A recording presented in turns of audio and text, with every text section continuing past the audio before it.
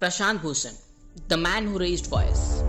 देश में प्रॉब्लम्स की कमी नहीं है, ये हम सबको पता है, पर आज बात करेंगे कौन से प्रॉब्लम्स पे फोकस करने की जरूरत है और कौन से प्रॉब्लम्स पे नहीं, और जो प्रॉब्लम्स हमें प्रॉब्लम्स बताई जा रही है क्या वो सही में प्रॉब्लम्स है या नहीं। वीडियो पसंद आए तो लाइक, शेयर और सब्सक्राइब जरूर करिएगा। आइए स्टार्ट करते हैं ये वीडियो। कौन है प्रशांत भूषण, ये आपको बाद में बताएंगे। पहले ये जानते हैं कि ऐसा क्या किया है प्रशांत भूषण ने। तो दोस्तों, प्रशांत भूषण ने हमारे सुप्रीम कोर्ट को ठेस पहुंचाने वाले 2 ट्वीट्स किए थे, जिसकी वजह से हम और आप उनको आज डिस्कस कर रहे हैं। पहले ट्वीट में प्रशांत ने बोला कि पिछले 6 साल में देश की डेमोक्रेसी को काफी नुकसान हुआ है और इसके जिम्मेदार कहीं ना कहीं हमारे सुप्रीम कोर्ट के डिसीजंस है। इसका इल्जाम उन्होंने पिछले 4 चीफ जस्टिस पे लगाया।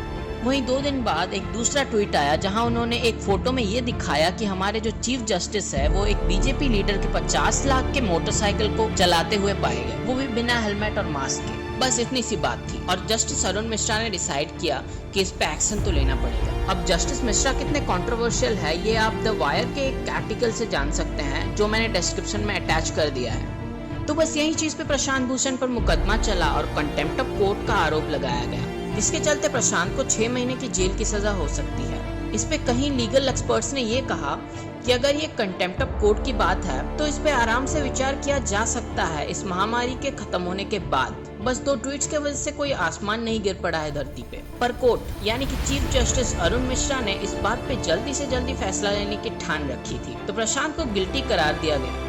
वहीं प्रशांत ने एक और ट्वीट करते हुए बताया कि इतना बड़ा केस जो बनाया गया उनके खिलाफ कंटेम्प्ट ऑफ कोर्ट का, वो किस कंप्लेंट के आधार पे बनाया गया है वो उनको नहीं बताया गया है, क्योंकि वो अगर जस्टिस अरुण मिश्रा के कंप्लेंट पे बना है तो वो खुद अथॉरिटी पे रह के केस की सुनवाई नहीं कर सकते। प्रशांत ने ये भी बताया कि ओपन क्रिटिसिज्म कितनी जरूरी है देश को बचाने के लिए, और उन्होंने ये भी बताया कि भले ही कोर्ट ने उन्हें 2 दिन का टाइम दिया है अपनी बातें वापस लेने के लिए और कोर्ट से माफी मांगने के लिए, पर उनका डिसीजन इन 2 दिनों में नहीं बदलने वाला। तो इस बात पे सवाल ये उठता है कि कितने गलत है प्रशांत भूषण। प्रशांत भूषण की गलती क्या है?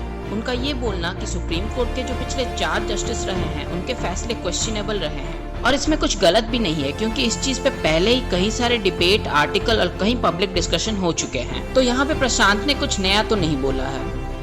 और अब बताते हैं कि प्रशांत भूषण आखिर है कौन।